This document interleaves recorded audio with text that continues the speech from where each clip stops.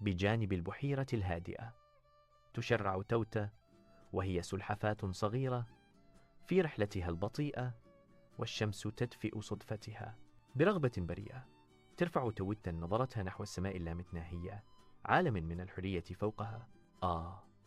لو استطيع الطيران ولو ليوم واحد فقط، همست، وأحلامها تتردد في الهواء الطلق. عاليا تحلق 3 طيور بسهولة، وتلتقط آذانهم الحادة أمنية السلحفاة الصادقة. تتبادل الطيور النظرات الواعية، وربما تتأمل الرغبة الصادقة التي تحملها النسيم.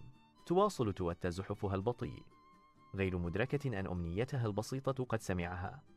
أولئك الذين يرقصون بين الغيوم. 3 طيور تطير، يمسك كل منها بطرف عصا متينة.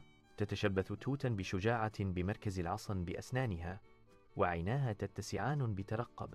بينما تصعد الطيور، ترفع توتا إلى السماء الشاسعة المفتوحة، والرياح تندفع بجوار وجهها.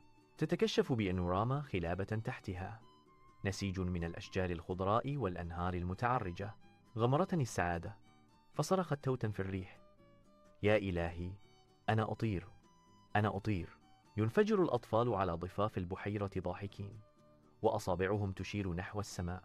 انظر، سلحفاة تطير، صاحوا وأصواتهم مليئة بالمرح. ترد توتا وهي تحلق في الهواء قائلة: أنا لست سلحفاة.